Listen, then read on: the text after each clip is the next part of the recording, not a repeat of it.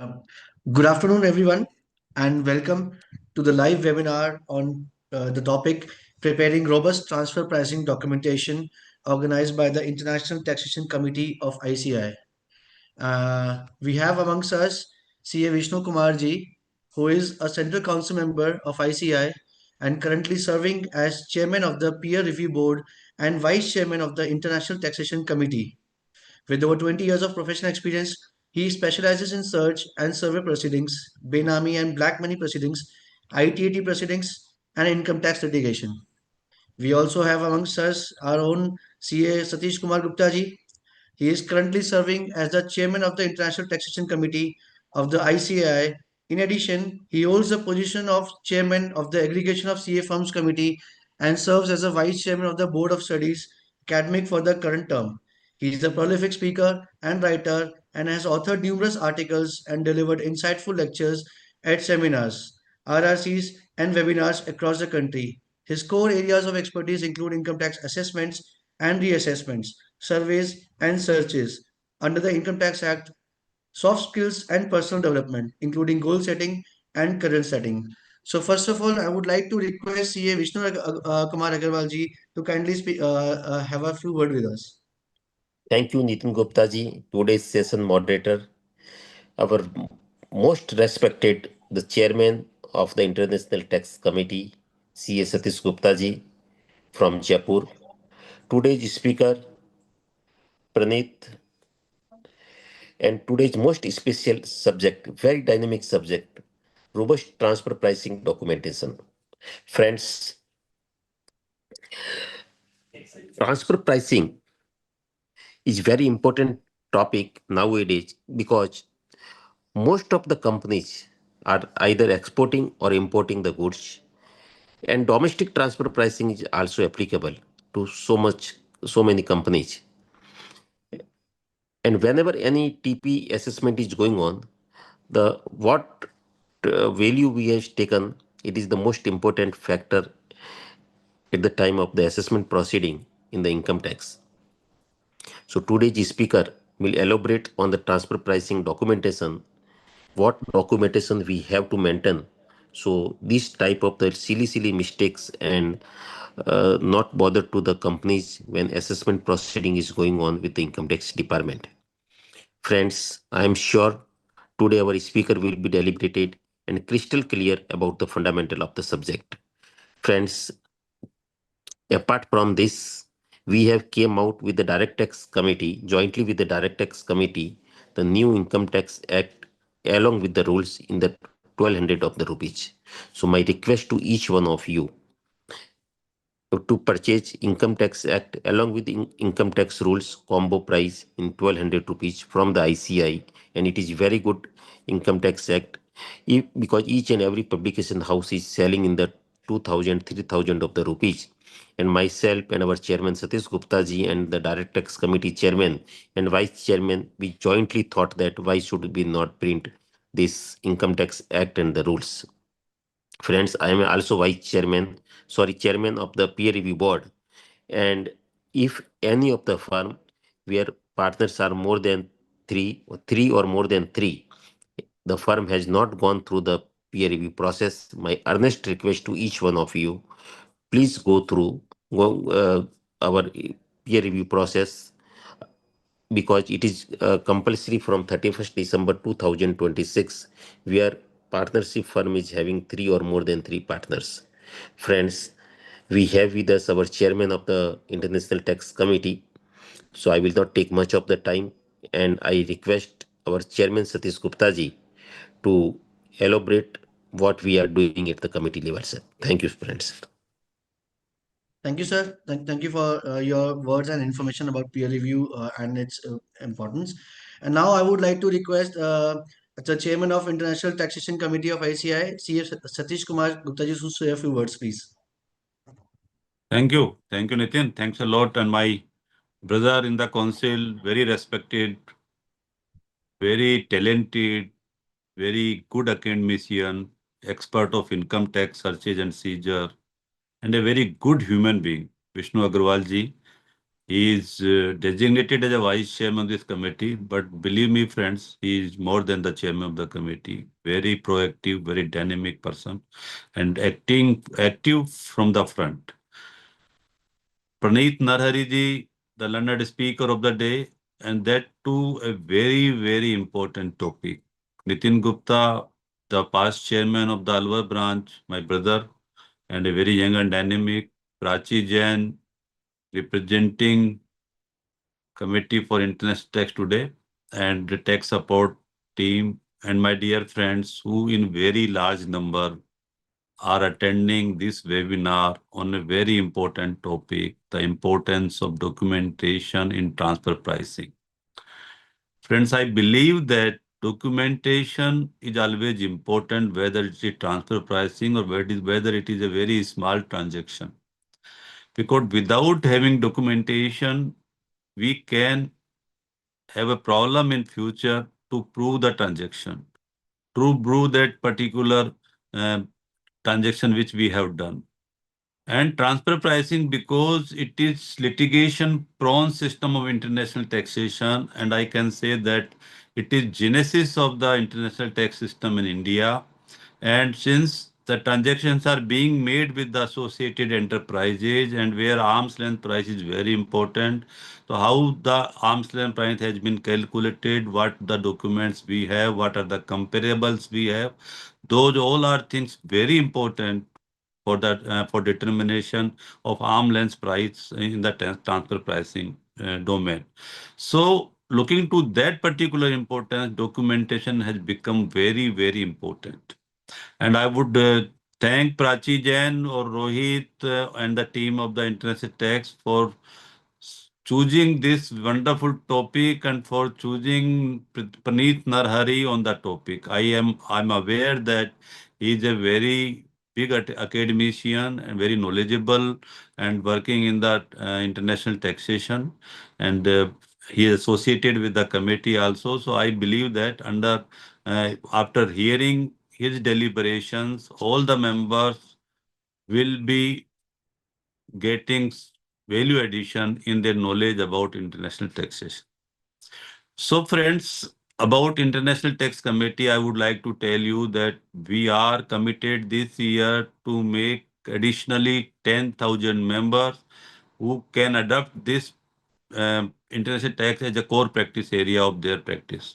So we are working on that, and we are quite hopeful that under the proactive leadership of committee and proactive leadership of our all the council colleagues, president and vice president, and the uh, publications which we are going to come up will definitely make it possible.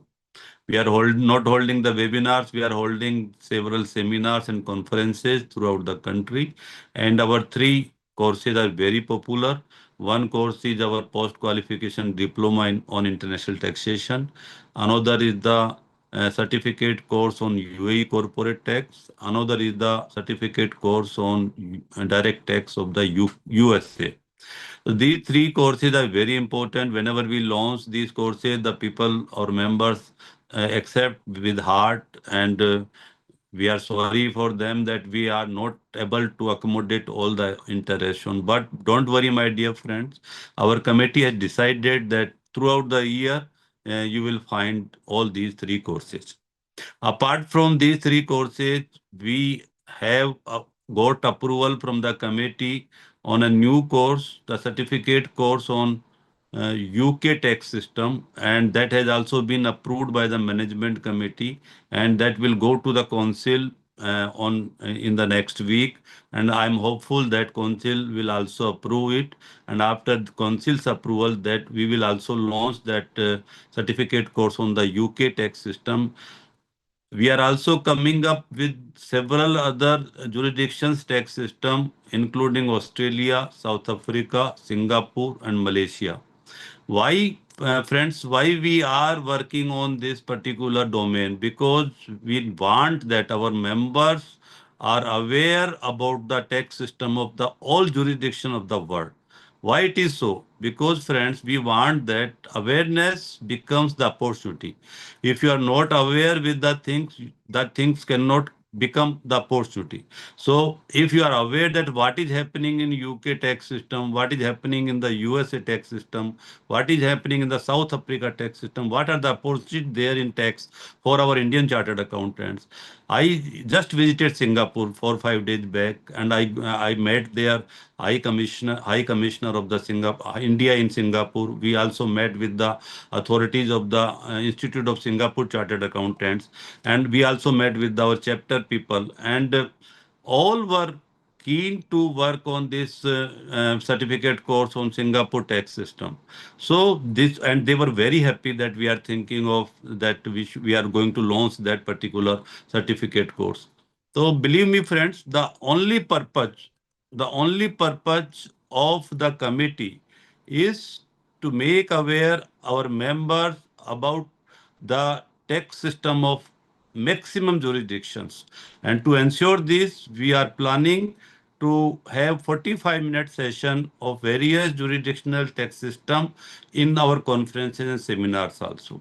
So I invite you, each one of you, whom I think more than 800 members are attending this webinar. So my dear friends, I would like to say that please, if you are interested to become a speaker, if you are interested to give some of your, I can say, help in developing our publications, in developing our these courses, you please come forward. You write a mail to the committee, and committee is very proactive under the leadership of Rohit and Prachi and all.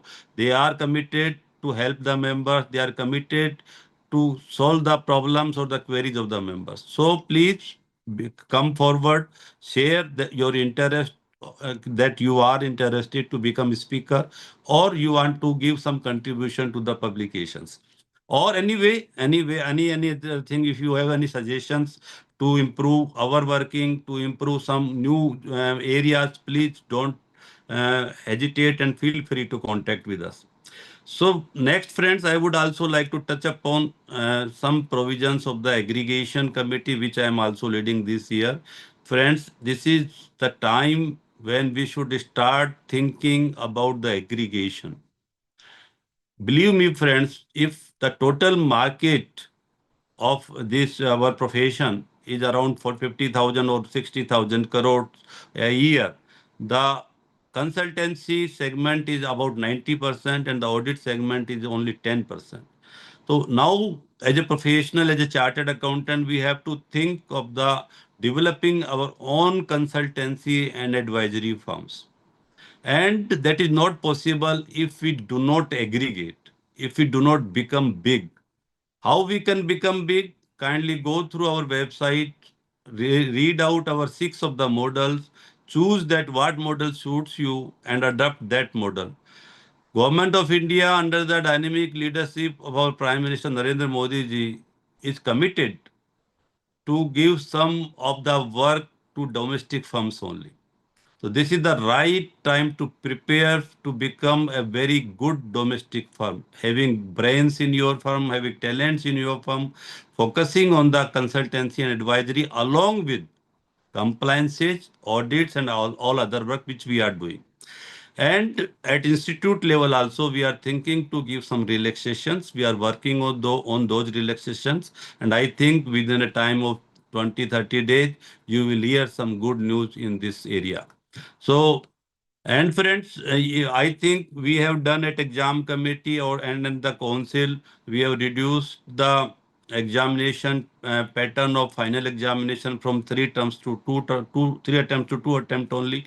And I think you must have welcomed this. So, being a member of the exam committee and being a member of the council, I feel that you must have liked this decision of the both the committees. So kindly give your suggestion that what else you feel that should be corrected or that should be implemented. In BOS, Board of Studies, where I am also vice chairman, we are working on the uh, new new examination and training system. We need your suggestions. Whatever suggestions you have on our examination pattern or training pattern, feel free to contact me or the committee. We will definitely consider your suggestions, and after having all your suggestions, we will definitely have some very good policy which will work for the times to come. So with this, friends, we have several things to talk, but this is the time of Praneeth and you. And I should not come in between you both because I know that you are here to listen what documentation are needed for the transfer pricing and why it is so important to give that particular focus on the documentation and why we have kept this topic as a topic of the day. And you will definitely, after hearing Praneeth, you will definitely know that why documentation of the transfer pricing are so important. So, wishing you all the best for the session. Wishing you all the best for the profession, which is going to come for the years to come in your way. So, anything for the committee, anything for me, you are always welcome. Thank you very much. Thank you, Nitin. Over to Nitin. Thank you, sir. Thanks a lot, sir. We are for admiring words, sir. We are very grateful for your hard work and your efforts in increasing the horizon of our practice, making us aware of all the opportunities that can we can avail, and for obviously for this topic, that is preparing robust transfer pricing documentation. Moving on, now I would like to introduce our speaker for today, Sri Praneeth Narhari ji. He is a seasoned transfer pricing professional with 12 years of experience in transfer pricing structuring, documentation, litigation, cross-border tax advisory. He has led TP teams across APAC and the Middle East and currently heads a 20 plus members transfer pricing center of excellence team. With experience over 30 plus countries and 500 plus assignments, he is known for delivering practical business TP solutions backed by strong Big Four expertise. So, sir, I want to welcome you to take over the event as it is the main event now, and 800 plus people are watching and waiting for your deliberation. Over to you, sir. Thank you, Nitin, for excellent moderation. Good afternoon, everyone. Welcome to today's session. At the outset, I want to thank our Honorable Chairman, Mr. Satish sir, and also Vice Chairman Vishnu sir, for always being proactive, pushing us every day, and also selecting topics which are not only relevant for close group but a wider group, because their overall objective has been, as sir has highlighted, to increase the to enable all the professionals to look international tax and transferring as a domain in their practice areas. Without further ado, let's start with today's topic, which is preparation of robust transferring documentation. I just want to set a little context before getting into the overall aspects that we'll be discussing in detail today, be it the legislative basis, the key contents, or the template of transferring documentation. What are the common mistakes that practitioners make, and how TP documentation should not only serve the compliance obligations but also defend the tax and transferring positions of the businesses, and also uh, serve as an audit defense tool. So with that context, as we are all aware, recently there has been uh, many changes in the transferring disclosure form, which is the Form 48, which is erstwhile Form 3CB. Uh, it has become more granular and data demanding.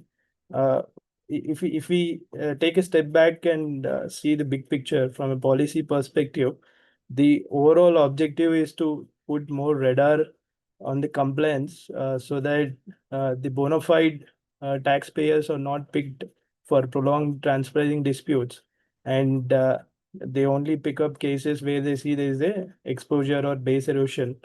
In addition to granular TP disclosure and reporting requirements, on the sideline, parallelly, we have seen rationalized safe harbor and API regime, which sort of highlights that they want to enable and strengthen this ease of doing business in India.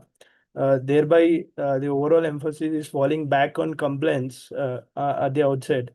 So, with that context, if you see here, the critical aspects why TP documentation should be robust is gone are the days where this is seen just as a boilerplate template, which gives the arm's length results and conclusions. This is also serving as a tool for tax authorities to see the actual conduct over the contracts, substance over form, more importantly, the value creation, and whether the appropriate profits are offered to tax in India for the value creation that they're doing in the region. In addition to that, post BEPS era, the borders have become much thinner. There has been data exchange across the borders and the local file, master file, CBCR, this three-tier documentation is giving a 360-degree picture for tax authorities to do this risk-based audits for transferring litigation purposes. So considering all these factors, we are again coming back to basics, which is the most important or the heart of the entire transferring compliance requirements, which is the transferring documentation itself. So today, the overall uh, scope of our session will be starting with the importance of transferring documentation, the income tax rules and regulations which impose this compliance burden, and also the building blocks which go into preparing a robust transferring documentation. And from a practical experience and insight standpoint, what we have done is for each of the transaction, we have given a detailed checkpoints and checklists that will be useful for practitioners to ensure that this compliance documentation also helps to defend their TP positions if picked for audit. Moving further, this is an interesting slide, I would say, because this captures the overall transferring life cycle. If you see, there are 6 stages across the life cycle, right from transferring, structuring, and benchmarking. Whenever there is a intercompany transaction that is taking place, there has to be a policy that has to be put so that your intercompany invoicing, the profit allocations will be driven based on the policy. So at the first stage itself, the transferring documentation, which from a structuring standpoint is called transferring benchmarking report, will come into play. So it'll again capture the typical contents of a transferring documentation. Once we are done with the transferring and benchmarking, then comes the policy setting. We'll also touch upon how intercompany agreements play a critical role in connecting the dots in this overall compliance exercise. And once the policy or the intercompany is being set, comes the operationalization, which is the implementation and monitoring, your monthly, quarterly, half-yearly, and year-end invoicing and TP workings to implement the policy which is being set. And then at the end of the year comes the critical aspects before the closure or sign off of financials, even before the start of the compliances. It's ideal and highly recommended that we review the draft financials, importantly, the intercompany agreements and the underlying documentation to ensure that the ALP compliance is met even before the audit sign off, so that if there are any gaps, necessary year-end audit entries or true down adjustments can take place and factored in the financials itself, so that we don't leave out any suo motu or voluntary adjustment that might chrome up at the time of tax return. So once the financials are closed and our financials are adhering to ALP principle, then comes the year-end compliance where we have to do the three-tier documentation, the local TP disclosure, which is the Form 48. Once the compliance obligations are ensured from a completeness and timeline standpoint, then there could be chance for transferring audits. So parallelly, wherever taxpayers want to obtain tax certainty, we have option of safe harbor and also alternate dispute prevention mechanism like advanced pricing agreements. And during the course of TP litigation, if you want to look out for alternate dispute mitigation mechanism, then we have MAP also in place. So all in all, one important aspect I want to sum up here is, don't see transferring documentation as only year-end compliance tick of the box. It actually starts right from the beginning of the TP life cycle, which is your transferring structuring, So bearing this point in mind, let's get into legislative basis for the transfer pricing documentation. So in this slide, what we have done is we have captured the sections from the latest Income Tax Act and the rules. So if you see section 171, there are two important lines to interpret. One is every person who has entered into international transaction or specified domestic transaction shall keep and maintain document. So every person, it's not only for corporates, but also other types of persons, be it firms, LLPs, even in some cases individuals who have entered into cross-border transactions, which are called international transactions in TP parlance. Additionally, specified domestic transactions, wherever there are transactions between two domestic enterprises, one of them claiming concessional tax rates or tax holiday benefits, where there is scope for tax planning, because these are non-tax neutral transactions. Even there, the TP comes into play. So every person who has entered into this cross-border or domestic transaction shall maintain the transfer pricing documentation in prescribed manner and form. So this is where the legislation mandates to prepare and maintain transfer pricing documentation. In addition to that, I just want to highlight the relevant section 165 from a transfer pricing litigation standpoint, because time and again I've highlighted that it's not only compliance but also audit defense or litigation that we have to bear in mind but while preparing a robust transfer pricing documentation. So if you see section 165, which is a driving section on determination of ALP, the clause B, C, and D, it sort of gives power to transfer pricing officer to do an independent transfer pricing benchmarking analysis, provided there are lapses from the taxpayer standpoint. The lapses could be in the form of non-maintenance of required documentation. So the non-compliance in itself will be viewed negatively by the tax authorities. Even if you maintain, it has to be robust, which is reliable and correct. If it is not reliable and correct, even if you maintain it, still they will go ahead and do their own transfer pricing documentation and benchmarking analysis and propose adjustments. And last thing is, just maintenance and preparation itself is not important. It has to be contemporaneous, so that whenever the tax authorities call for it, you generally get very less time. So if it is prepared and maintained in a timely manner at the time of compliance, whenever it is sought during the litigation, you can file it beforehand without any delay. So these three are the important aspects to bear in mind from a litigation lens also, which again emphasizes the importance for robust TP documentation. What TP documentation actually contains, let's get into the legislative basis, which highlights the overall contents in a transfer pricing documentation. So all of us who have prepared or seen transfer pricing documentation for the first time might again think that the contents or the template of transfer pricing documentation are drawn from historical best practices. That is true, but again, the key driving factors is the overall list of contents which are laid down in the rule itself, which is the rule 84. This is erstwhile rule 10D. If you see the rule 84, there are granular requirements or the contents which are demanded in a transfer pricing documentation. So we have sorted them into key baskets for ease of reference.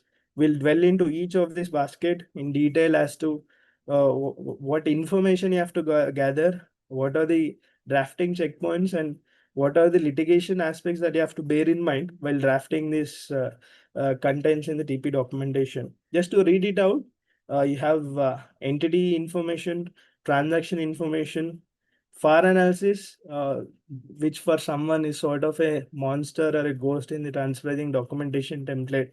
And then, of course, the benchmarking analysis, the overall economic analysis starting from TP method selection, profit level indicator, tested party, and the LP conclusions. We'll touch upon each of these aspects in detail in the ensuing slides to see the practicalities of each of them. And one more important aspect I want to highlight here is the supporting documentation, which is your intercompany agreements, policies, emails, correspondences, the market reports, invoices, ledgers, TP workings. All these are again not just recommended based on the best practices or based on litigation experience. These are coming out clearly in the Rule 84 itself. So the TP officers, in addition to transferring documentation, which is a detailed documentation, which can flow into 500,000 or 2,000 pages also, will also ask for the additional supporting documentation around it, right from basic things like invoices, ledgers to intercompany agreements, group level policies, and actual evidences like emails, communications, and board resolutions. So on the right leg, if you see the quick snapshot on when the transferring documentation becomes mandatory, there is a transaction specific threshold for cross-border as well as domestic. For cross-border international transactions, it's 1 CR. For domestic, it's 20 crore. The due date again is 31st October. For those who have not prepared or doing this for the first time, historically the due date had been November. Over the last few years, they made it October, which is 1 month to prior to return filing due date. This is something which has to be borne in mind while preparing the TP documentation. And one of the important wording which is mentioned here is contemporaneous TP documentation, which means it has to be prepared at the time of compliances. Again, from a practical standpoint, all of us know that this is something which has to be prepared and maintained, not filed on the online income tax portal at the time of compliance, unlike a Form 3CB or the latest Form 48. So all of the taxpayers or practitioners might become a little laid back, or whoever is risk taking might think that let's prepare this documentation in future if there is a TP audit or litigation. So on this aspect, again, there is a additional enforcement because of the latest update in the Form 48 template, wherein you are not only giving transaction level details or method details and conclusions, you should also give ALP related details, comparables, number of comparables, tested party, PLI, TP adjustment, if any. So in summary, what's happening is all the key findings or takeaways of transferring documentation will now has to be filled in the Form 48 itself, which is filed online. So without this backup underlying documentation, no one will be able to practically fill the details and upload it online. So this is like a backward enforcement that they've done indirectly to force all the businesses under TP purview to maintain documentation contemporaneously. And of course, there are penal consequences. This is from a complaint standpoint, which is 2%. And if there is any TP adjustment, you have 50 to 200% along with interest and penalties, which can come up to 2 to 3x of the transaction value itself. On the before getting into the standard template of TP study, just want to highlight what information that you will have to gather beforehand before starting drafting the TP documentation. So these are categorized into 3 boxes, as you can see. One is the entity level information, second is the price or benchmarking related information, and last is the supporting documentation which around the transferring documentation. On the entity level information, first thing we'll have to collate or gather will be the financials, related party details, which will sort of give you the financial numbers and the quantums. In addition to that, you will have to gather the details of the business profile of the Indian entity as well as foreign associated enterprises. If possible, you should also collate the financials of the foreign A's and also the group level financials, so that you have big picture of the profitability of all the entities in the supply chain. In addition to that, it's always useful and ideal to get a list of competitors and understanding of the market dynamics. The reason for that is when you move to the next phase, which is benchmarking, knowing the market trends, what is the gross profit trend, net profit trend, is the business or the market in the upward trend, or is it suffering losses because of market or geopolitical reasons, will sort of give you that range of benchmarks we'll have to align with, because in the regulation it says the benchmarking analysis should be undertaken having regard to market conditions. So those market conditions, the client or the businessman is the best person who can give you first-hand information. So this sort of entity level details have to be collated. Next comes the pricing related details. First thing you will have to ask for is the intercompany agreement, or MSAs or SLAs that they might have, which kind of gives the overview of the overall pricing policy of a particular transaction. If those sort of agreements are not there, we have to recommend them to maintain. We'll touch upon it in the ensuing slides, but intercompany agreements is a strong backbone to transparency documentation and compliance. Then comes your FAR analysis, TP calculation, and TP benchmarking. All these aspects we'll touch upon. This becomes a pricing related information. Main information checkpoint from the business or taxpayer will be on the intercompany agreement and the functional analysis. When we touch upon the functional analysis, we'll try to counter this monster and see how we can break it into pieces and digest, so that you draft a relevant FAR analysis which sort of tells the story of the entire taxpayer and connects with the benchmarking outcomes and the ALP outcomes. Last thing is the transferring documentation, supporting documentation. As I mentioned, agreements, ledgers, invoices, the market codes, TP policies, memos, board approvals. All this, as an auditor, we'll have to collate as a supporting documentation, not only for compliances. This will come handy if big for assessment, because this will be called for by the TP officers in addition to the TP documentation and the Form 3CB or 48 you will be filing online. Now on the key terms, key contents of the robust transparency documentation, there are 7 sections, if you see, which are outlined in the slide. Section 2 to 6 are the core, while section 1 is sort of summary of the detailed document. As I mentioned, this document will flow into hundreds of pages, so a proper executive summary will give context in the beginning itself. The last section is the annexures and supporting documentation. We'll touch upon each of these aspects now in the ensuing slides. Before going into drafting the contents, first everyone should have a plan in place, right, as to what are the stages of TP documentation. This slide deck gives you that overall plan. Before getting into sharing a checklist or gathering the information, first you should know basic things which will help you in preparing that checklist. So those things could be understanding the business of the company, in which industry or subsector it is operating, and also overview of the intercompany transactions which are there, and also the applicable TP regulations. We need not only confine ourselves to the Indian transferring regulation. The ground rules of TP are same, because all of them are OECD and BEPS aligned. We can also look at the TP regulations on the flip side, or AE jurisdiction. So having a quick idea or skimming through the TP regulations of the relevant jurisdictions of the transacting entities is important. And most important, or a basic thing I would say, is ask for the prior year documentation, be it their 3CB, TP study, financials, and overall 3-type documentations.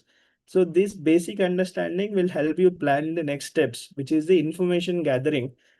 This will start with sending a questionnaire or checklist, which contains general information, as I've highlighted, which is the price and entity related, and also transaction specific information.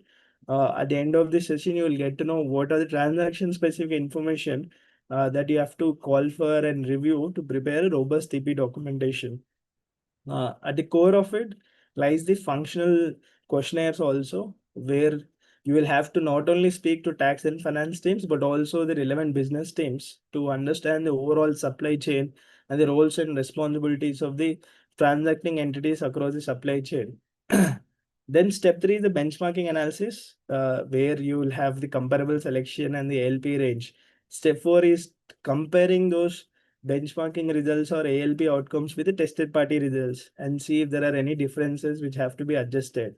The last comes the TP documentation drafting, collating all these in relevant sections, which are there as key contents of robust TP documentations and discussing the drafts with the management. So it's not a one-sided analysis. It has to be a cohesive analysis where you collaborate with the client, especially if you are doing for the first time.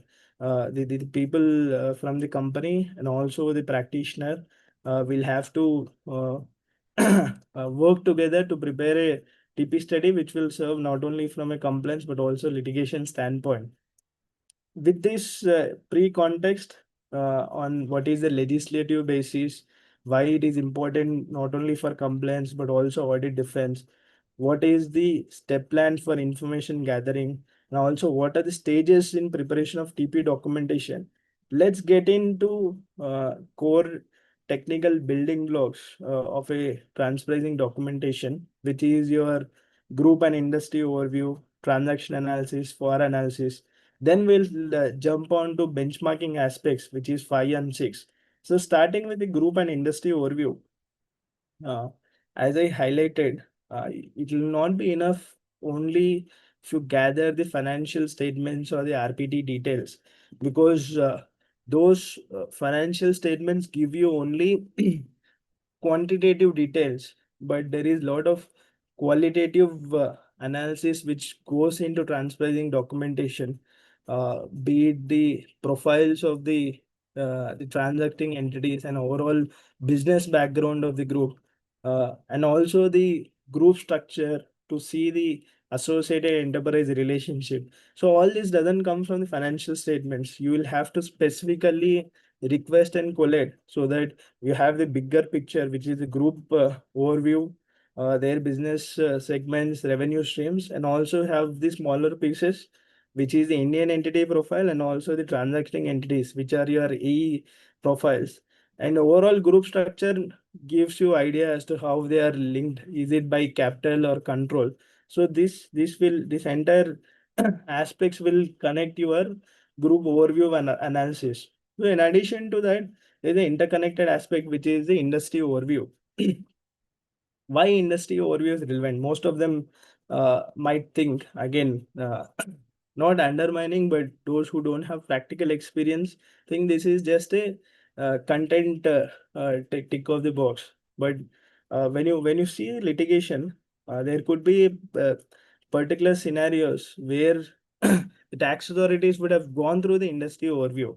So there was a practical case where the taxpayer was picked for litigation, of course, because they had very thin margins, which was close to zero.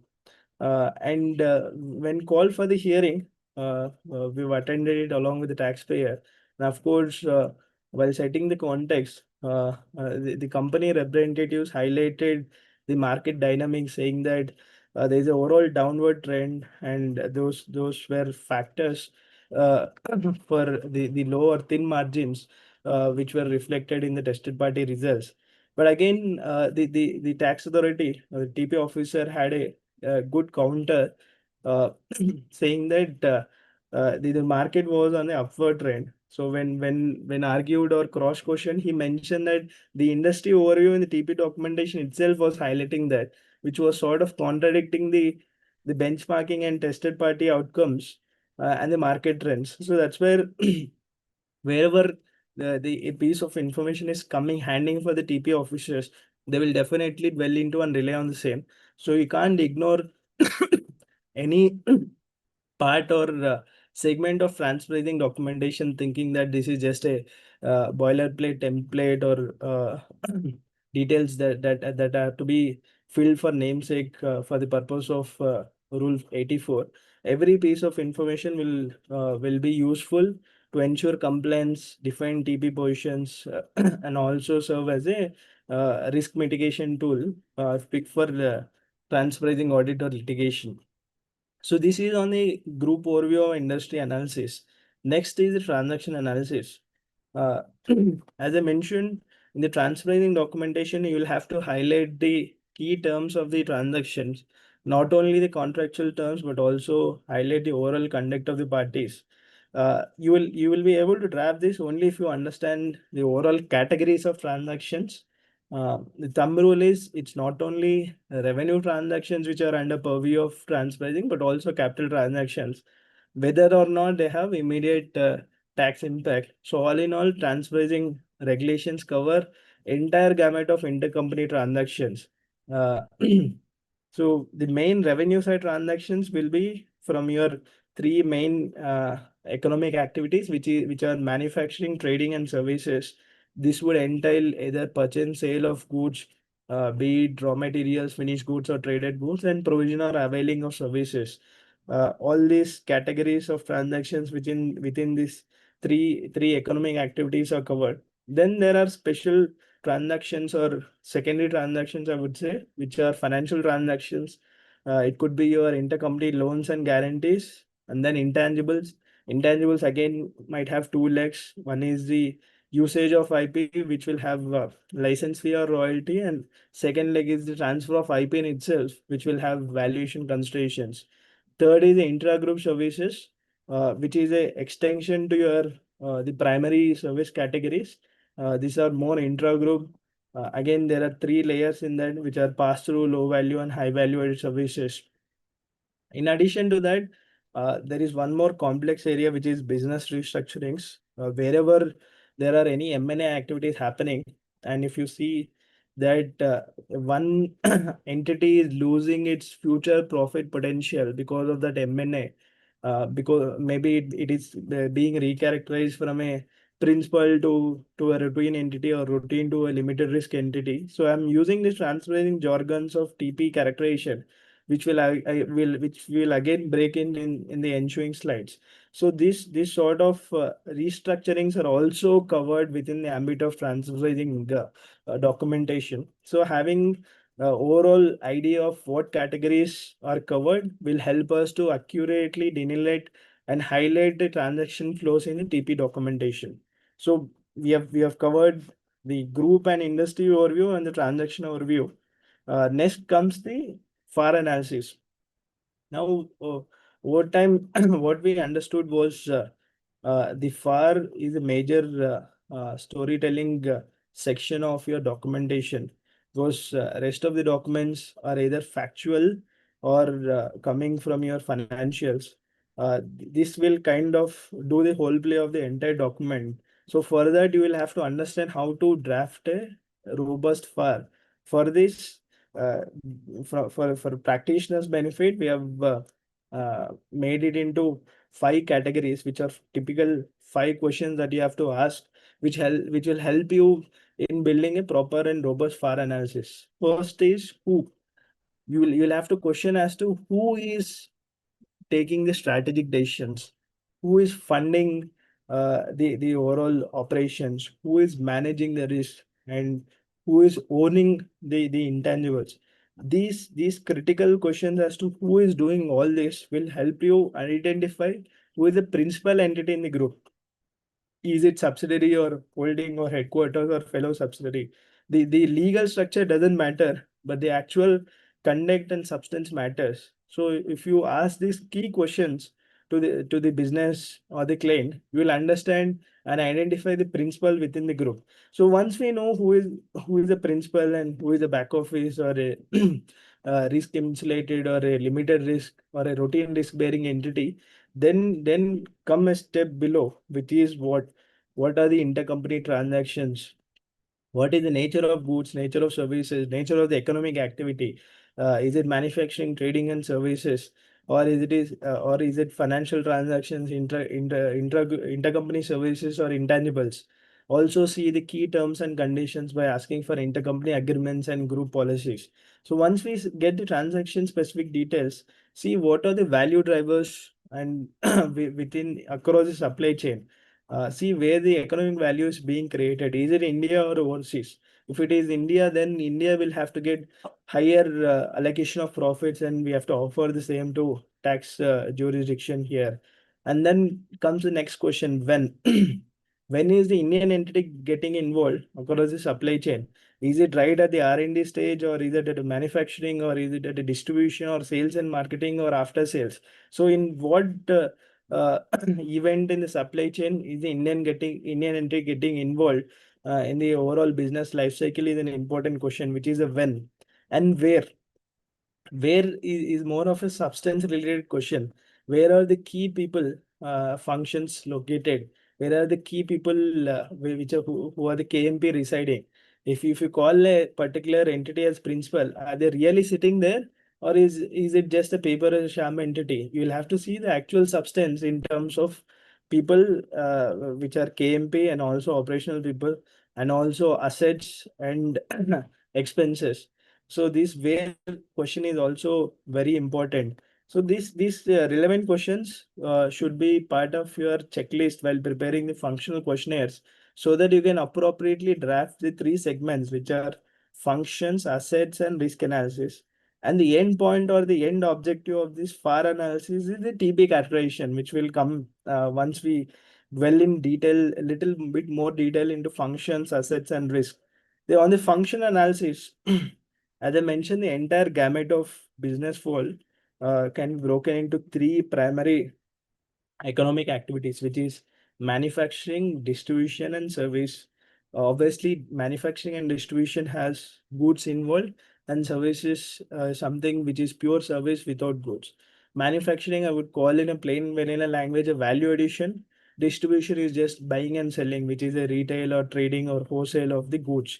So again, if you see the supply chain activities which are highlighted, there is no rocket science in this. Just a common sense. In an ideal manufacturing supply chain, the first step will be procurement of raw materials, and then once you have raw materials procured, you will have manufacturing. Once manufacturing is done, you will have a testing function to check the quality of the output or finished goods, and then it'll have to reach the customers. This will entail proper warehousing, logistics, transportation, and overall inventory scheduling process. Uh, to be able to sell to the customers, there should be a sales and marketing activity which should have been done. And it's once you sell it to customers, it might not be end of it. There will also be after sales support function, which is sort of warranties or repairs and maintenance that you will do. So this is the entire operational functions across the supply chain. In addition to these operational functions, you will have the shared support or corporate functions, which is where we can link or relate ourselves to, which is your tax, finance, HR, legal, admin, which are your corporate or shared service function. That is the second. And on top of these two layers is the strategic management function, which are the strategic decisions, business development activities of the KMP. So this is a typical supply chain. So all you will have to do is identify these activities within the supply chain and start correlating or connecting the roles of the Indian entity and also the associated enterprises across the supply chain. If it is manufacturing, you identify who is doing manufacturing. Is it the Indian entity or the group entity? If group entity is doing manufacturing, does the Indian entity only purchase and sell, which is more akin to a distributor and not a manufacturer? So understanding the overall supply chain and the roles of entities will help you identify the actual characterization of the Indian entity. The similar process will have to be followed for a distributor and service provider.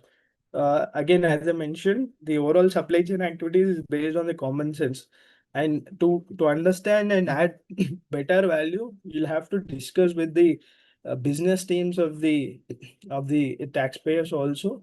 Maybe there could be additional layers like BD team or a quality control team or a R&D team, project managed team, which will have to plug into supply chain at a relevant juncture and start building the roles and responsibilities around that to build a proper functional analysis. Next comes the asset analysis. Again, a amateur transferring professional might think the assets could be drawn from the balance sheet. Of course, it's a starting point to identify what are the tangibles and intangibles. just a balance sheet view or review alone will not be helpful to build a robust asset analysis section. You'll have to dig a little deeper as to who is funding these assets. Okay, who is not only legally owning but also economically owning these assets, and are there any assets which are not captured in the balance sheet, which are off balance sheet items, which might also be possible in all practicality, because there could be a lot of IPAs which are not in capitalized because there is no capitalization policy, or the taxpayers are not that aware that there has to be something which has to be built or capitalized and factored and accounted in the financials also. So those sort of inputs can also be given to identify there is an intangible, and if you see that it's absent in the balance sheet, you highlight and say that there has to be proper capitalization policy and accounting to reflect the legal and economic ownership with the financial accounting backup. So this has to be properly captured in the asset analysis. See what are the tangibles and intangibles, and highlight which entity legally and economically owns this asset, which will be helpful to ensure a proper TP characterization. And the last aspect is the risk analysis. Again, most of us will be curious to think of where this risk analysis is coming from. And because functions, we know that we will have to speak to business teams across the supply chain. The assets which are something which are there in either balance sheet or could be checked with the KMP. The risk analysis, this again is an important aspect. The intercompany agreements will be starting point, but as I mentioned, the actual conduct is what overweighs the contractual aspects, contractual risks and obligations. So it'll be important to again factor this as part of your functional questionnaire, so that you ask this relevant aspects to draw the risk matrix across the supply chain. So we've highlighted key risk categories which will be helpful for a proper TP characterization of the entities, which is the market risk. See whether Indian entity is the entity which is bearing market risk, or the remuneration model sort of insulates or mitigates the risk of Indian entity, and it's eventually falling on the principal. So the market risk is an important criteria, and then credit risk. Uh, if the Indian entity is billing third party customers, is the credit risk borne by the Indian entity, or is it again falling back on the principal based on the TP remuneration model? Same thing with product risk, financial risk, capacity utilization risk, inventory and service liability risk. See what are relevant. Okay, if it is a manufacturing or distributor, you might the product risk will be relevant. If it is a service, then service liability risk will be relevant.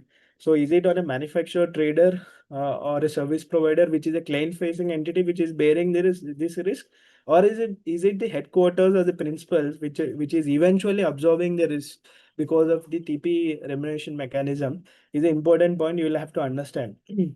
A simple example could be a cost plus entity will be always risk insulated or risk mitigated, because even though they are primary party who is facing this market credit, service liability or capacity risk, eventually what's happening is the entire cost base is being recorded along with the markup from principal. So in a way, the risks are rolling back and being absorbed by the principal in the end. So understanding this entire risk analysis throughout the supply chain will be important for appropriate characterization. So in our example, then it becomes a risk insulated or a limited risk service provider, and principal entity becomes a risk bearing entrepreneurial entity. So again, taking a step back, FAR, as I mentioned, is a heart which tells the entire story in the TP documentation and sets the stage to get into a comparability analysis, because the outcome of FAR analysis will be your transpricing characterization, which is again crisply tabulated in this slide. You see, what we have done is based on the FAR profile, is it principal or a moderate or a limited or a no risk? We have captured the TP profiles across the economic activity, which is distributor, manufacturer, and service provider. Again, the thumb rule will be higher the functions, higher the profit allocations, and higher will be the tax cash outflows or exposures. Lower the functions, lower the returns, and lower will be the the profits which will be offered to tax in a particular jurisdiction. And again, there has to be alignment with the economic activity which is being created. So the TP characterization plays a key role to move into the next section, which is the comparability analysis. Let me quickly skim through various profiles within distributor, manufacturing, and service category. If you see the first leg, we have distributor profiles. They're ranging from a commissioner, limited risk, a license, or a routine to a full-fledged distributor. As I mentioned, higher you go across, the higher the functions, assets, and risk of these TP profiles. Obviously, it means that the profit allocations at a transaction or a entity level or a segment level, the expectations will be high for a entrepreneurial entity vis-a-vis a simple commissionerate entity. So commission model or a commission model in a distribution scenario means an entity which is just doing a sales enablement in a particular jurisdiction. Say suppose there is a commission agent or sales office in India which is helping direct sales of the group entities in India. So in this context, there is no actual buy and sell like a regular distributor, but just a sales enablement, which involves identifying the relevant customers, doing the local market study, and being sort of intermediary between the customer and the group entity, like exchanging quotes, proposals, not calling the shots, of course, not negotiating or concluding contracts on behalf of the principal. So these agents which are not taking title to goods but just doing a sales enablements will be commission agents, which are very low risk profiles within the distribution segment. For this, generally TP model or a remuneration mechanism will be commission percentage on the overall direct sales that they are enabling for the group entities in our jurisdiction. Then comes the limited risk, routine, and full-fledged distribution. Uh, Apart from the regular supply chain activities, two important aspects I would highlight, which will be key differentiator, will be one is the marketing function, second is the of course the marketing intangibles. So if the marketing function is basic, then it will be limited. If it is a little expanded, then it is routine distributor. And if they're taking full account for driving the entire business, then it will be full-fledged. Same with marketing intangibles. If there is no role, if they are wholly owned by an entity, then it will be principal. They are licensed or the access rights are granted by a principal and you are exploiting it, then you will be somewhere between a routine and a limited risk distributor. So the way we have delineated or identified the profiles within the distribution segment, same logic applies even for a manufacturing service provider. The closest comparison could be the manufacturing TP profiles. Similar to commissioning, you will have a toll manufacturer where there is no title to goods. From an indirect tax language, it's more of a job work service. So for the job work you do, you will charge a cost plus. So it's a toll manufacturer. On the other hand, contract manufacturer, it's more of a back office manufacturing entity for a principal, where the end-to-end supply chain is already defined by the principal, and you'll have to follow the entire framework which is set by the principal and sell the finished goods to that principal or the customer which is designated by that principal. Then comes a license and full-fledged manufacturer. Here the know-how or the product or trade IP will come into play. If it is owned by an entity, it will be a principal. If it is not owned by entity, but the access is taken by principal, then you call it as a license manufacturer.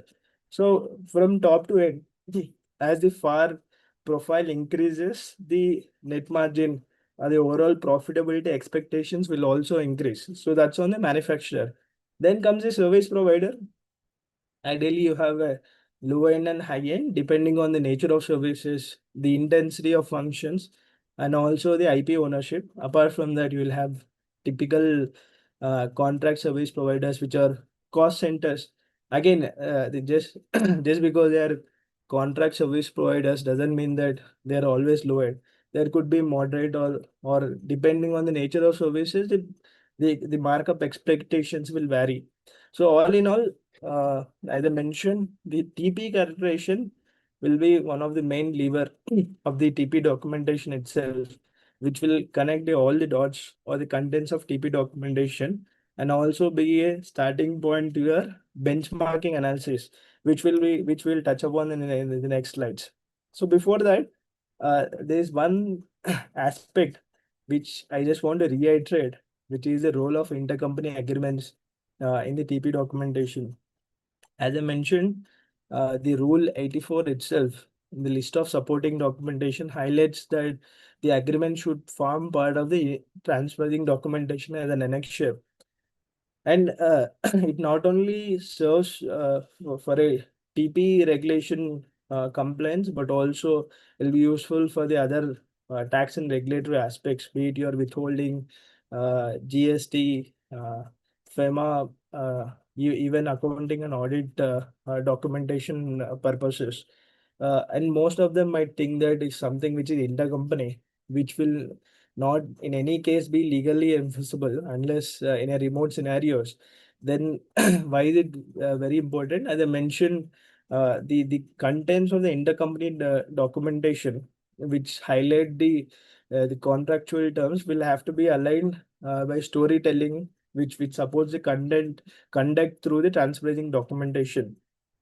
So again, a typical intercompany document, intercompany agreement should highlight the roles and responsibilities of the parties, the overall scope of services and the goods, the pricing policy, which will be your TP remuneration model. Should it be cost plus or a percentage of sales or interest rate or a commission rate or a target net margin? The entire pricing policy will have to be captured along with the minute details like what should be the revenue base, what should be the cost base, and the additional aspects like invoicing aspects, which currency, what should be the periodicity, and what are the credit terms? What if it is not settled within the intercompany credit period? Is there any penal interest for the delayed period? In addition to that, there could be additional causes like force majeure and and indemnity, IP ownership. So all this will have to be critically connected to various sections of the transferring documentation. So always suggest or recommend the taxpayer to maintain a robust intercompany agreement as supporting to the transferring documentation. So what we have done right now till now, just to take a pause, is first we have seen the need for a robust transferring documentation and also where the TP documentation will come into play. Is it at the end of complaints or right from the beginning? Then we have seen the legal basis, which warrants or mandates a preparation of TP documentation. As you have seen, it was not only from a complaints angle, but also from an audit defense standpoint. If we don't maintain or substantiate, the TP officers will do it on their own and propose TP adjustments.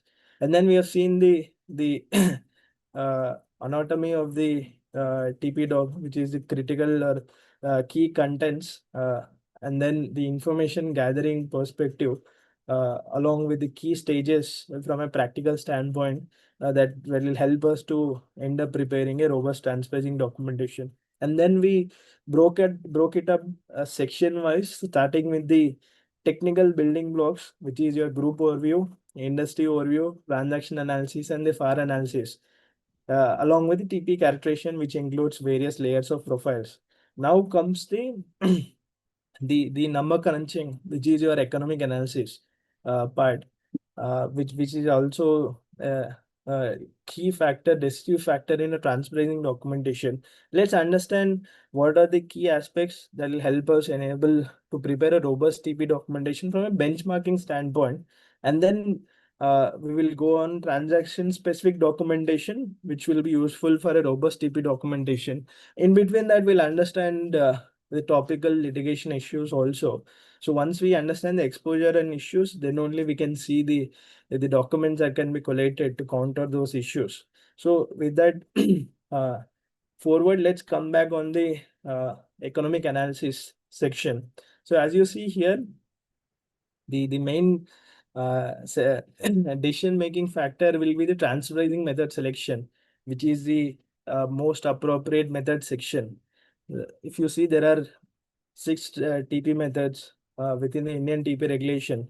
5 are generally there across the TP regulations of all the countries because they are OECD recommended and yeah, UN recommended TP methods. Additionally, there is other method which is of course yeah, eventually adopted by all the jurisdiction to provide that flexibility given the business models and the transaction supporting to defend the ALP prices. The easiest way to decipher these TP methods is to understand what are price-based methods and what are profit-based methods. If you see the second column, which is the category, that is a important aspect. You need not worry about the nomenclature or the name of the method or what is the rule book to select or use each of the method. The first logic will be to understand at what level this method comes into play. That again depends on the transaction category. So if you see the category, I've highlighted price based, gross profit based, net profit based, and then we'll come to profit split and other method. So once we know that the transaction has to be tested at a transaction or a price level, the the method that will take will be comparable uncontrolled price method. Let's see a couple of examples. So we have interest rate, royalty, license fee, purchase sale of tangible goods and commodities, where you will have a related party transaction and you will have a third party transaction based on either internal comparables or external benchmarks. Since you are comparing the prices at a transaction level, the cup method will come into play. Depending on whether the source of that comparable data is internal or external, you will have a tag of external cup or internal cup. So this is a price based method. Then comes your profit based methods. Again, whether a particular activity will have to be tested at a gross or a net level depends upon what is the nature of that economic activity. So if you take distributors, which are just buying and selling, obviously the indirect expenses will have not much role to play in the comparability analysis or the profitability analysis. Ideal level will be a gross profit level. Same thing with uh, manufacturers which are doing inter-unit manufacturing sale within the group. And then vis-a-vis a service provider or a manufacturer where the indirect expenses will also come into play, because it's just not a buy and sell like a distribution activity, where it will be ideal to not look at a gross level but a net level. So depending on the activity, if it is distributor, then maybe gross will be ideal. If it is for a service provider or a manufacturer, net will be ideal. Once you understand the level of profitability which has to be assessed, then go and see which method that profit level indicator is falling in. If it is a gross level, then resale price method or a cost based method. If it is a net level, transactional net margin method. So this logical sequence will help you easily select a most appropriate method.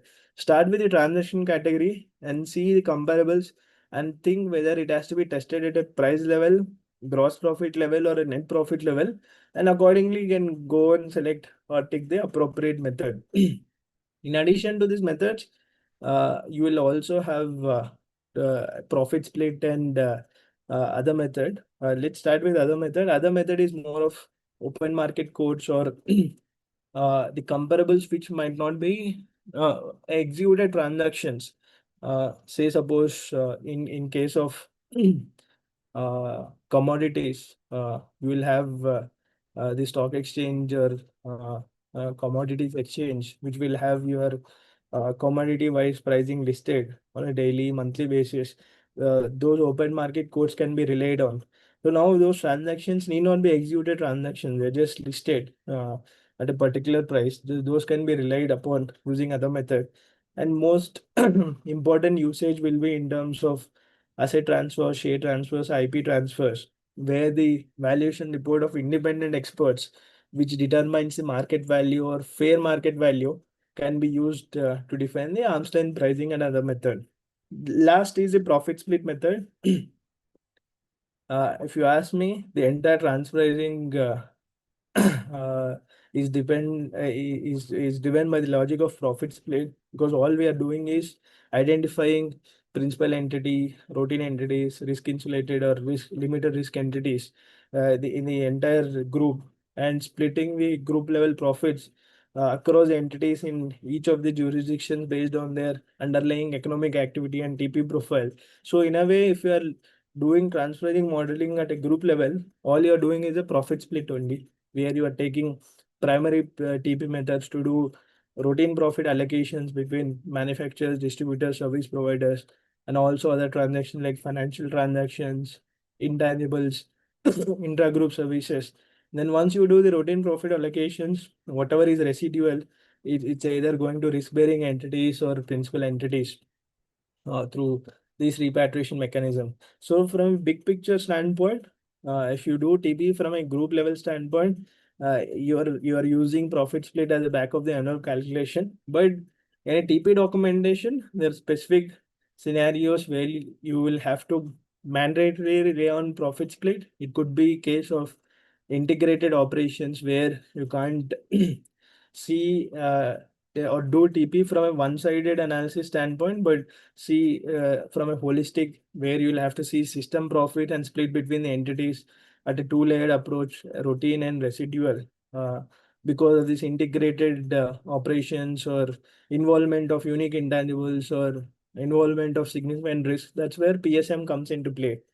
If you ask me from a practical standpoint, TNNM is always a checkpoint for the taxpayers, because the level of profitability analysis involved in this, which is the net profitability analysis, since this is the starting point on a tax return, it kind of gives that first level comfort to the tax authorities. If that starting point, which is the net profit as per PNL, is tested from an ALP standpoint using TNNM, and of course that alone will not be a conclusive supporting. You'll also have to collaborate and see using transaction levels, gross level, or other methods to substantiate the arm's length pricing. So that's a quick snapshot of the most appropriate method. Let's look at a typical transpricing benchmarking flow in the economic analysis section. I think this slide itself captures the relevant contents which have to go into a robust TP documentation across the economic analysis section. Let me give a very simple example for the purpose of this slide deck. So there is a Indian entity which is a back office IT entity providing cost plus IT services to its holding entity in US, which is FCO. This FCO is in turn a principal and client facing entity, which is eventually serving the customers globally. Now, if you see the overall system, there are two entities which are involved. One is FCO and ICO. Based on facts only, we understand that FCO is a principal entity, it's a client-facing entity, and KMP might be sitting there. And ICO is more of a cost center or back office entity. From a TP standpoint, overall net cost plus markup should be ideal TP remuneration mechanism to compensate the intercompany service transaction from ICO to FCO. Now, if we'll have to capture these facts in the transferring documentation by filling up each of the section within the economic analysis. So there are 9 steps, I would say. One is selection of TP method, which we digged in detail in the erstwhile slide. Since in this case, it's not a gross level, but a net level, and it's not a transaction level, but a profitability level. The transaction net margin method, which entails a net cost based markup, will be the most appropriate method for these services aspects. So once we know the TP method, next comes the tested party, because net profit of not only Indian entity but also US entity can also be tested, right? To understand whether you will have to do India profitability testing or US profitability testing in our case, should understand which is the tested party. Tested party typically is a least complex entity in the structure, so that it will be easy to identify comparables because it's least complex. And it's not only about identifying comparables, the comparables identification in turn depends upon the reliability of data in that particular jurisdiction. So it's two conditions. One is least complex and reliable comparable data. In our case, if you see US and India, it is the Indian entity which is the least complex. Then, of course, India has a lot of companies and we have public databases. Since there is a reliable comparable data, we can use India's tested party. So once we select the tested party, then comes the profit level indicator. So as I mentioned, the method itself guides the PLI. It's not the gross level profitability that we are testing, but the net level. Now again at net level, we have two bases. Should it be net profit as a percentage of sales or net profit as a percentage of cost? Obviously, in this case, the resulting factor is the revenue that we have to bill to US entity, and cost base is something which is the third party cost base which is at hand. So in this case, the profitability has to be on cost, which will be the markup. Again, there is a fine line between the words markup and margin. Whenever you call markup from a TP language, it means a percentage on cost base. If it is margin, it will be percentage on revenue. In this case, it's a cost plus markup. So that's why you will have to take OP by OC as a profit level indicator. So once we are clear on TP method, which is TNM, tested party, which is India, and profit level indicator, which is OP by OC or net cost based markup, then comes the comparable identification or selection. Of course, to start this exercise, you will have to select the transferring database. Again, once we think of selecting transferring database, which database has to be selected, because there are a variety of third-party service providers offering these databases. The main aspect will be the quality of data. If you are in our case, since India is tested party, you will have to find Indian comparable companies. The first checkpoint will be which of the database has strong Indian comparable data. Of course, the Indian databases will have strong comparable data than global databases having India as one of the jurisdiction. So a few of the third-party database service providers are Capitaline, Provis, ASTP, where we can get the Indian comparable data. So once we select the database, next comes the overall search process, which you have to select the key keywords for the IT industry and then apply relevant screens. Again, it's not a rocket science. Anyone who opens the interface of the database by using a rational thought process can do the critical steps easily and get a final set of comparables. I keep joking by taking a simple example. So if you want to say order a biryani using a food delivery app like a Zomato or Swiggy, no one goes and reads the user manual of these applications, right? Because you know the criteria in your mind and you have various filters which are there in this app. So if time is a constraint, you see the restaurants which are nearest, and if you want quality, there is a rating and review. If you want affirmation from anyone, you can select bestsellers or something which is recommended. Again, you have pricing, coupons, discounts, and the frequency of the orders and all this. So the same logic or rational mindset should also be applied. Well, there are a lot of databases which are out there in the market.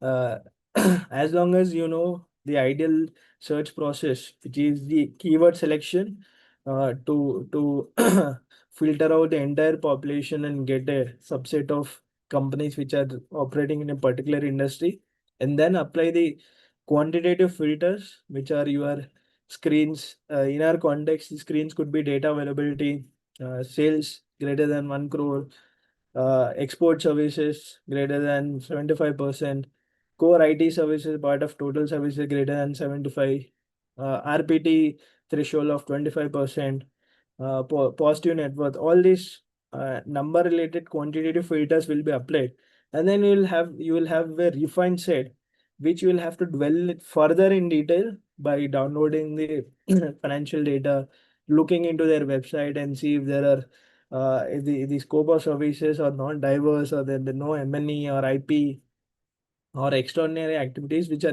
impacting the profitability of those comparable companies. So once you do this quantitative and qualitative screenings, then you will have the final set of companies if you see that the set of data set is more than 6 companies, you apply the percentile concept. If it is for India benchmarks and if it is for global benchmarks, most of the countries might have interquartile. Again, this ALP range you will have to see specific to the TP regulations. There could be scenarios where where it is 37.5 to 62.5, 25 to 75, 10 to 90, or a full range depending on the jurisdictional TP regulations. And if it is less than 6, insofar as India TP is concerned, you will have to use a arithmetic mean. So once you have this final set of comparables, you test these results to the tested party outcomes and see whether we are falling within the range or not. So of course, if we are not falling within the range, you'll have to see if there is any need for TP adjustments or a need to relook at the comparable data and do adjustments, economic adjustments there. So this is the overall TP benchmarking flow. This entire process has to be clearly captured in the transferring documentation to make it more robust. And again, common benchmarking mistakes would be in applying these filters itself. You should know which quantitative, qualitative filters you will have to apply. What are the relevant keywords? And there could be a mistake at the first instance itself, which will be selecting a wrong database, and then a wrong tested party or incorrect PLI. So all these are common mistakes that generally happen in a benchmarking process, which are to be avoided so that you have robust ALP outcomes captured in the TP documentation to make it overall robust transparent documentation. So since we have seen the economic analysis, again, these are quick look of list of databases which are there. The suitability of database depends on the transaction category and also region. So is it manufacturing, trading on services? Then there's a set of databases. If it is for royalty, commission, or management fee, or interest rate, there are specific databases. Again, for India, APAC region, global, there are different databases. The suitability of database depends on the underlying transaction which is being tested. So now that we have seen the economic analysis or benchmarking analysis which has to be clearly captured. So what we have done is we have touch based all the contents which go into a transferring documentation, which is a group overview, industry overview, transaction analysis, FAR analysis, economic analysis, and the ALP conclusion. And now that we are clear as to what are the contents that go from a compliance standpoint to make it more robust and use it as a risk mitigation tool to defend it if picked for litigation, it will be ideal to understand what are the key litigation areas based on the litigation trends over last 5-10 years. I just want to highlight across various categories or to what are the key litigation trends. Once we see these litigation trends, we'll quickly touch upon transaction specific documentation that will help you strengthen the transferring documentation for each of the aspects which are highly litigated. So that will be the flow for the next 15-20 minutes before we conclude the session. Now, this is practical insight based on extensive litigant experience which we have tabulated here. So the TP audit dispute, the meaning of audit from a global TP context is litigation or scrutiny or assessment. Don't get confused with the 3CB audit. So transferring litigation issues across the transaction categories are tabulated here. Let's start with services. One of the pain point with services, let's add royalty also to that, is since the FTS or royalty are seen as profit repatriation strategies. In addition to ALP, which is the method selection, margin, markup, benchmarks, they also see the actual need, benefit, and evidence test. This is something which has eventually evolved and has become critical as part of the entire transpricing litigation or scrutiny. Because in the initial days, we used to only substantiate these transactions with the proper FAR and economic analysis. These additional layers of supporting documentation, which is the need, benefit, evidence documentation, has cropped up eventually where they want to see the actual substance behind this number flows or repatriation strategies. We were just having a discussion with OECD TP unit head back in February in Vienna.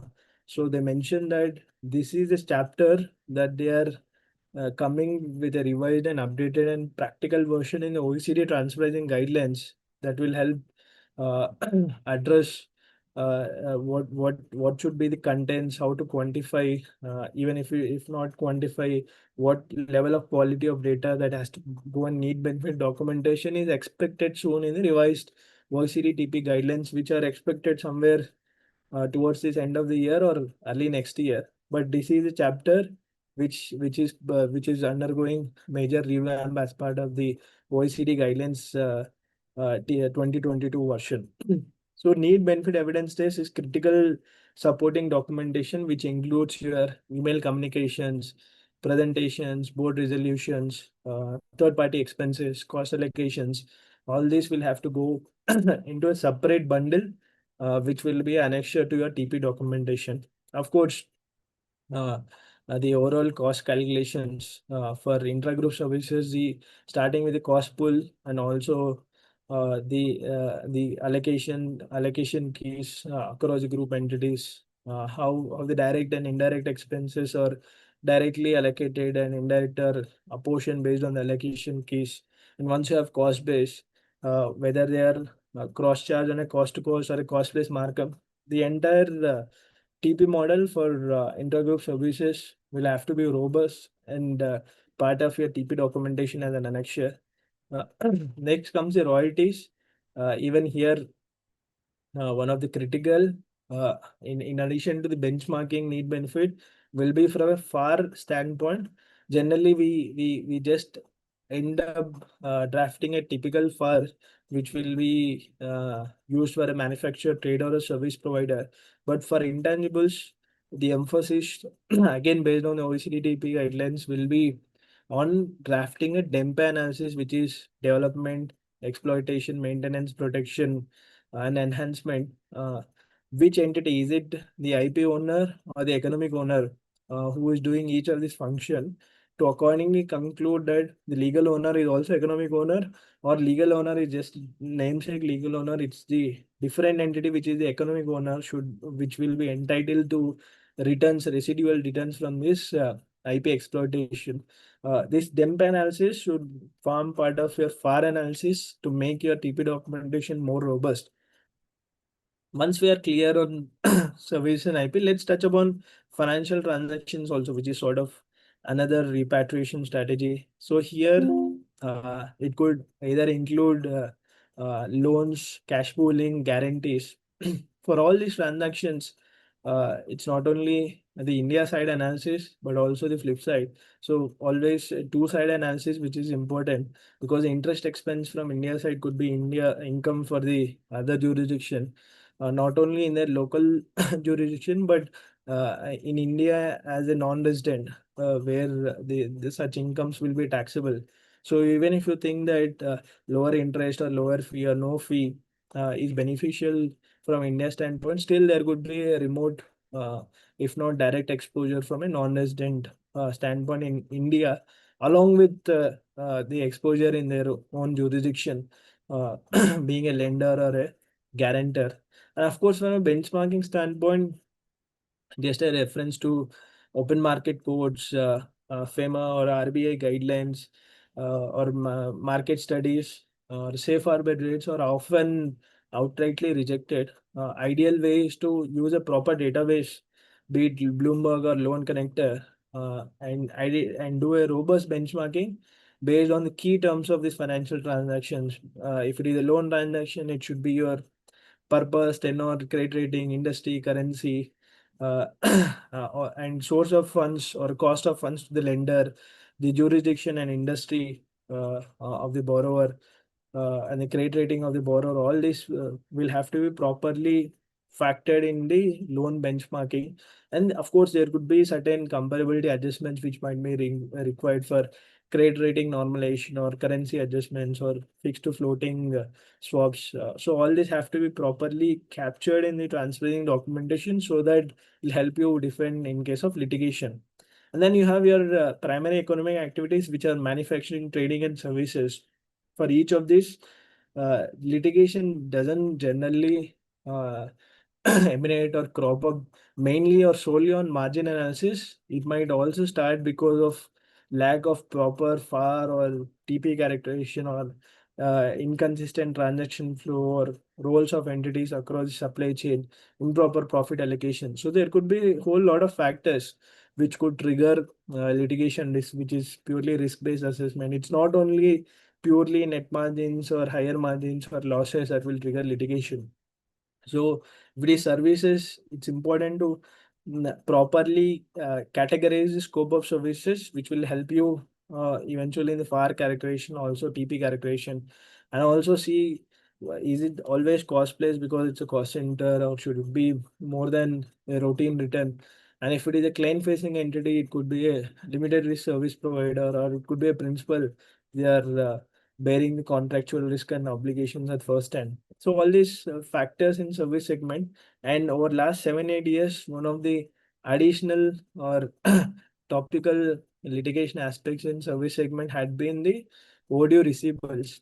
Uh, Generally, 30 to 60 days is what is allowed in the litigation. If you see that there are intercompany balances which are overdue beyond this allowed credit period, it's always important to apply interest for these delayed days, because they'll these regular trade balances will be purported or deemed as loans from a transferring standpoint if they are overdue beyond a regular credit period. So if picked for litigation, the tax authorities will definitely charge an interest on that. It will be difficult to defend the characterization as a deemed loan for this overdue trade receivables. So that's on services. On manufacturing trading, of course, for trading, the main dispute has been whether it has to be gross or net level. If you are using gross level RPM, have a documentation or annexures in the TP documentation to prove that there is no value addition. It's purely buy and sale. You have both purchase and sale side contracts to match the product profiles and have the overall expense side in the P&L, which are in the indirect expenses, to show that there is no value adding or manufacturing related expense side in the chart of accounts. All this will help you define gross level in the trading segment. And in manufacturing, of course, net level is seen, and there could be inventory exposures where you'll have to do working capital adjustment. If there are extraordinary one-off costs, or if there is stress on the overall indirect expenses, you'll have to dig in deep and see if there is any capacity under underutilization, which will warrant capacity adjustment in the manufacturing sector. So all these are typical or topical, I would say, TP litigation issues. Now, since we know what is under radar from a transferring officer lens or tax authorities lens, now we'll have to step into shoes of either the company or a TP consultant and ensure that we factor documentation around this, collect relevant information, and make our TP documentation more robust.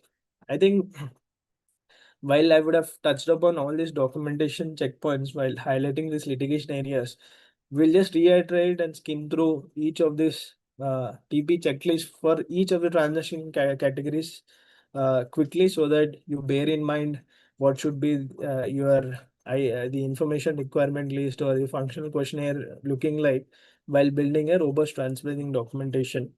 For manufacturing and trading, as I mentioned, you might have to look at not only the external benchmark but also internal cup data for purchase and sale, depending on which is the intercompany transaction.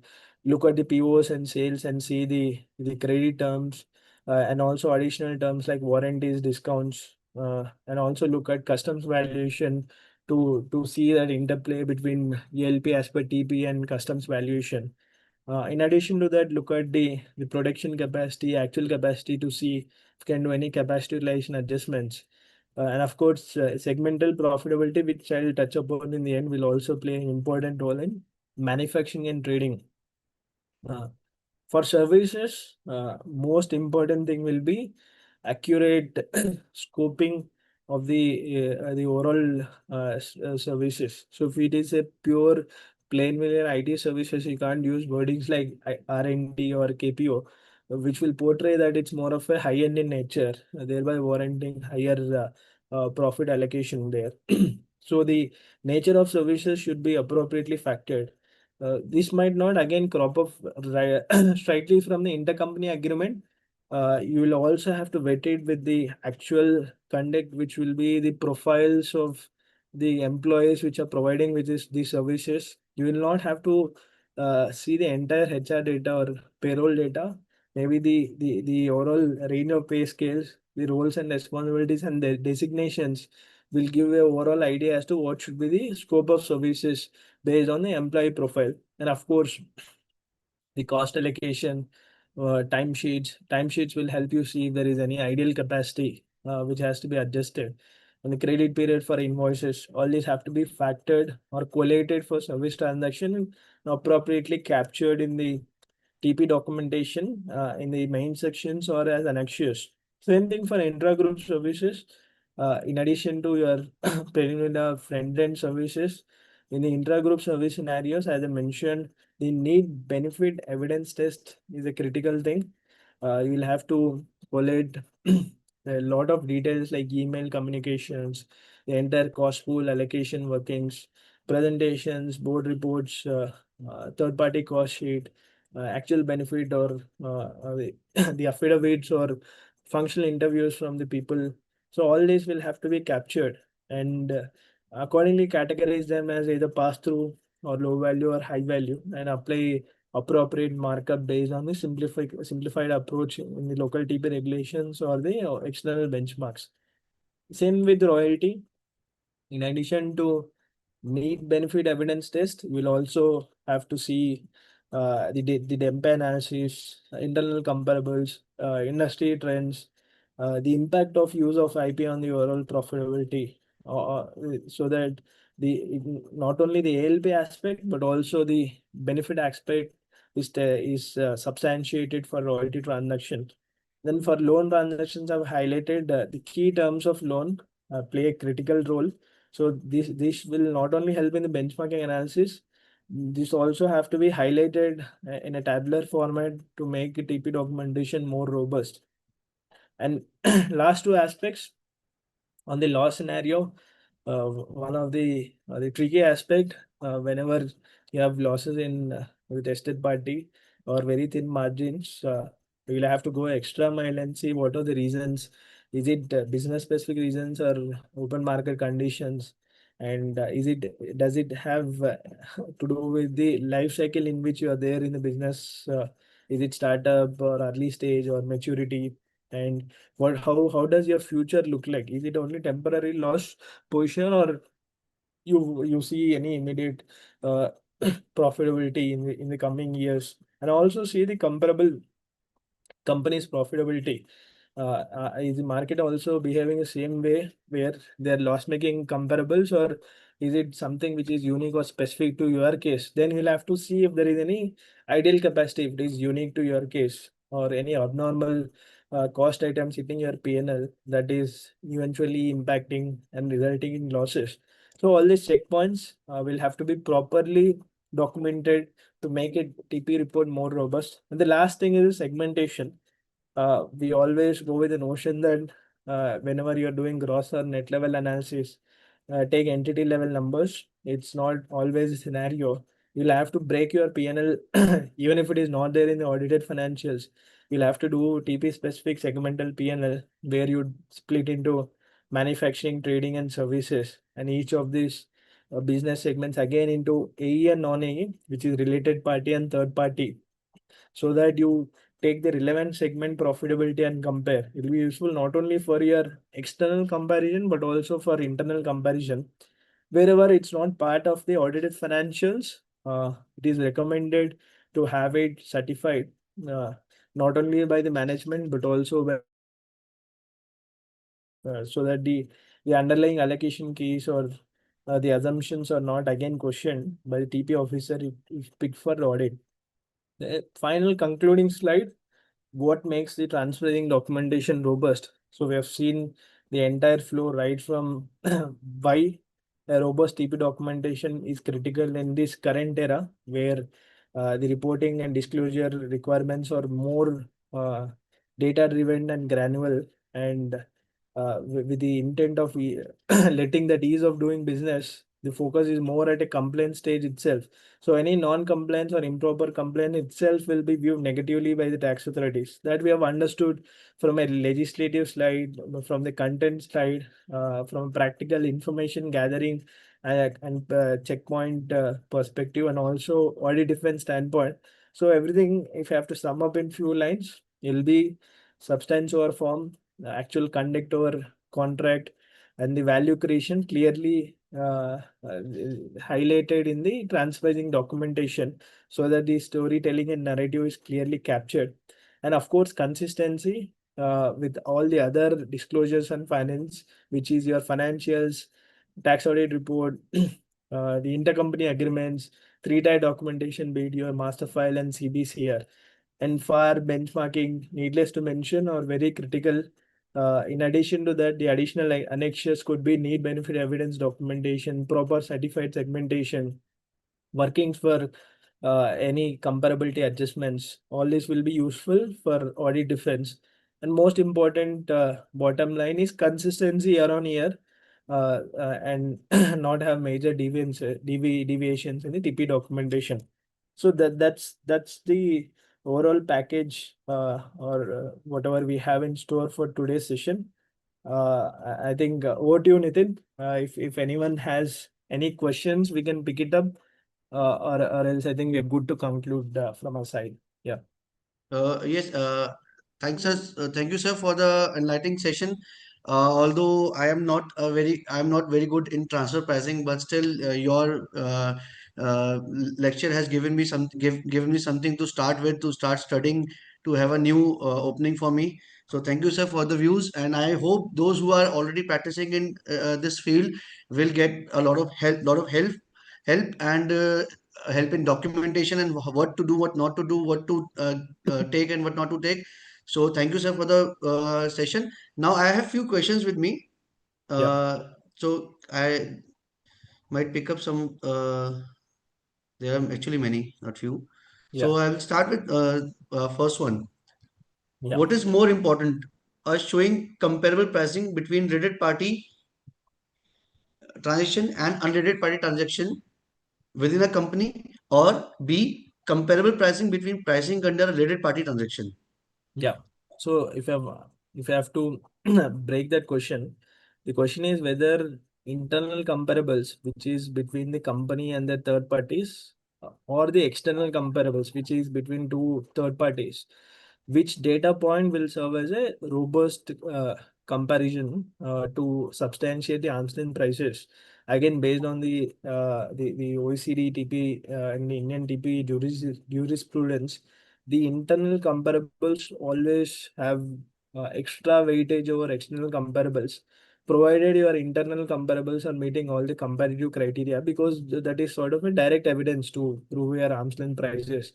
So before jumping on to external benchmarks or external TP database usage, always see the ledgers, internal third party related party contracts, and first tick the first box, which is internal comparison, not only at a transaction level but also at a gross and net level by doing a proper segmentation. And then only when you feel that you don't have direct comparison at an internal level, then go to the external benchmarks. Yeah. Thank you, sir. This question was asked by Ganpati Ganesh from Lusaka. Yeah. Next question is from Mahesh Chandra Soni, Mumbai. What documents or data to be maintained of comparable companies? How to benchmark transactions for software distribution as products or brands in India? How to benchmark if a foreign parent company charges fee for management support? Yeah. So there are two things here again.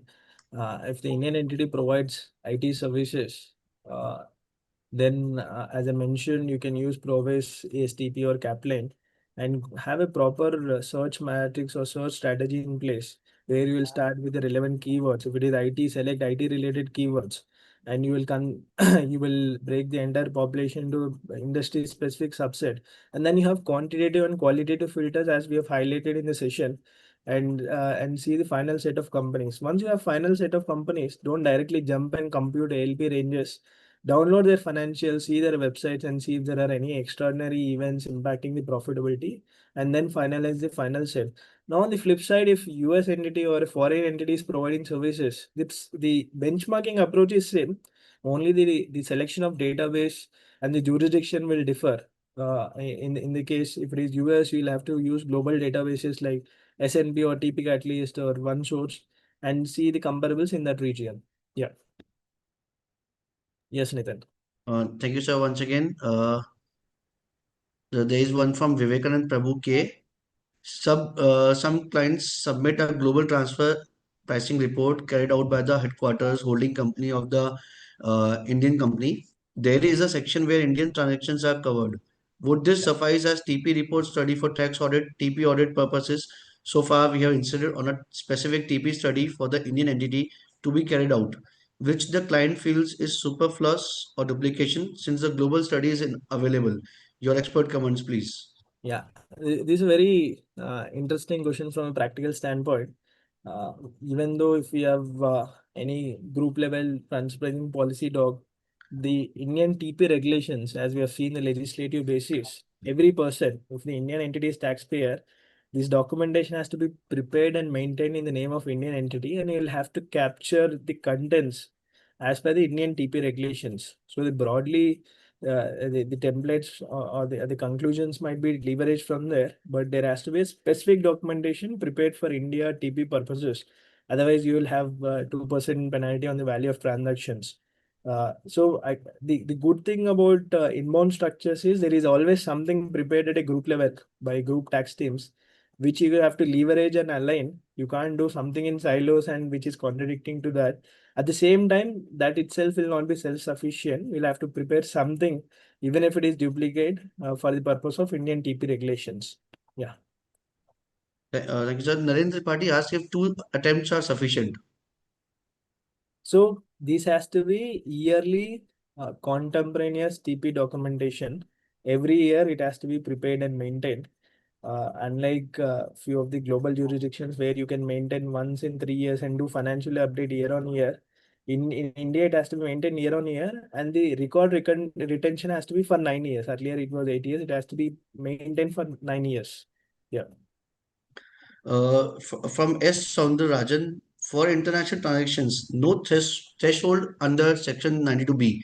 However, rupees 1 CR is the threshold for documentation purpose under Rule 10D. Is my understanding correct? Yeah. So there are two thresholds based on the nature of transaction. If it is for domestic transaction, it is 20 CR. It is cross-border, it is 1 CR.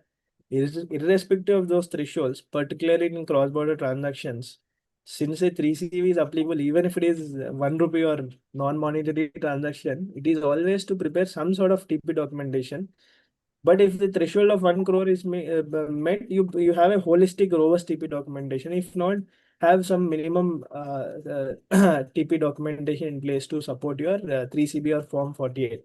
So all in all, it's a threshold prescribed, but recommendation is to prepare wherever you're filing 3CB or Form 48 in future. Yeah. Another query from Maheshchandra Soni. A separate TPSR needed for each year if the nature and type of transactions and associated entities are same.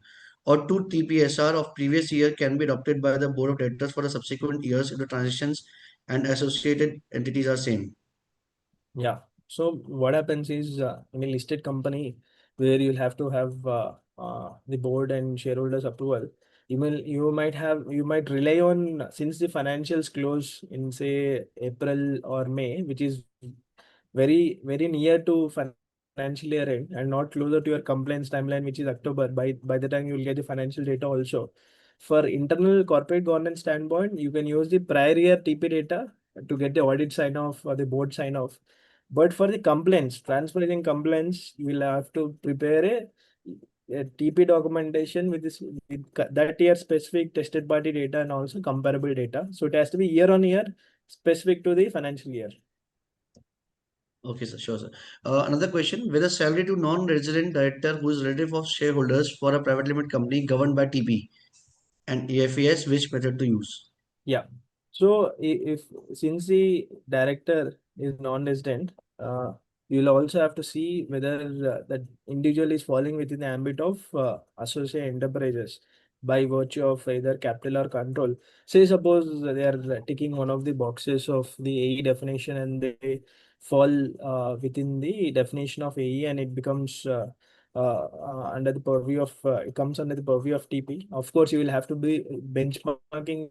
This is not something which is typical not only in India. You will have this managerial remuneration or KMP remuneration in many countries which are directly under purview of TP, especially where there is no personal taxation because this is seen as a profit repatriation strategy. So the way you will have to defend it is, of course, two layer. One is you might do entity level aggregation and say that your net profits after such payments are at arm's length, and you will have to, that is the aggregation approach. Segregation approach is see transaction level payout based on whether the remuneration is aligned to their roles and responsibilities and contributions. You might have open market HR data based on the industry reports, or there are TP databases which are people specific. You can filter out the industry roles and designations and you get the pay scale for that particular level. So that is a segregation data. So in addition to aggregation and segregation, you will also have to do need benefit, which is more of a profiling that you will have to do. So to substantiate that it's not a sham payment, there is an actual person who has past experience, current experience, and also contributing to the company. All in all, this will help you prove the appropriate value of such payments from a TP standpoint. Yeah. Okay. Another question. If any entity pays a certain percentage of total cost of the project to its foreign holding company, as per the agreement, this amount is towards services provided by employees of holding company to Indian domestic company. Can this be treated as intra-group services? Thank you. Yeah. So there's a fine line between secondment, pass-through, and intra-group services. If the direction and supervision of these employees is in the hands of the service recipient itself, and the service provider is more of a hosting company, this could be seen as secondment arrangement. Of course, they have P issues and all that, fixed place PE, agency P, and all that. But at least from a TP standpoint, you can substantiate through cost to cost arrangement. But once there is a clear distinction that there is a service provider and a service recipient from a legal entity standpoint, and there are employees who are spending a part of their time for other entity, so there is a clear beneficiary from the services which are provided from the service providing entity. So in that case, it becomes an intra-group service. Again, you will have to follow the stepwise approach, see whether it's a low value or high value, and accordingly do the markup benchmarks to do the cross charges. Of course, the cost allocation, cost pool, everything will be critical before doing these cross charges along with the markup. Yeah. So there are around 30 more questions I have with me. So I think Right. we can. Do we need to go through all through if you want? So I think we have to close it by 6. What we'll do is we have my email ID. Okay. Yes. You Okay. can also do one thing. You can drop the email ID of the CTAX team in the chat box. Okay. They can we can reach out to them offline. Okay. And Yes. and address this in the interest and paucity of time. And we should be happy that there are a lot of questions. It means Yeah. Yeah. a lot of people who are attentive and heard through the They have session. listened. Yeah, Yes. yeah, And then some of them have said ki this is a very learned session. yeah. And we also have their email ID with us. So what we can do is we can share the questions with you and you can mail them, maybe mail them personally also. There are 15, 20 questions more left. Perfect. Let's Okay, do sir. that. We'll Okay. address them offline, and then Yes, sure. the entire CTAX team, and of course, we being key resource person, we are always available to the wider audience and practitioners to help them equip with transpricing in some way or the other. Yeah, Correct, correct, we correct. can with this note, I think you can take forward and conclude it. Nitin. Yeah. Okay. Thank you, sir. Thanks a lot, session. Thanks a lot, sir, for the session. It was a very informative session with detailed slides and everything. And with all the questions that have come in our way, we think that they have your session has reached a bigger audience. and we hope that they get a lot of out of it. And we are sure you are there to help us also whenever we need your help, your guidance, and all the questions that are be there. You'll be able to answer them. So thanks a lot, sir. I think we are good to close this session. And thanks Thank to you. the committee also, and thanks to all the technical person who have helped us to bring this to your laptops and mobiles. So thank you, sir. Thank you. Thank you. Have a Thank great you, day. everyone. Thank you. Yeah. Okay.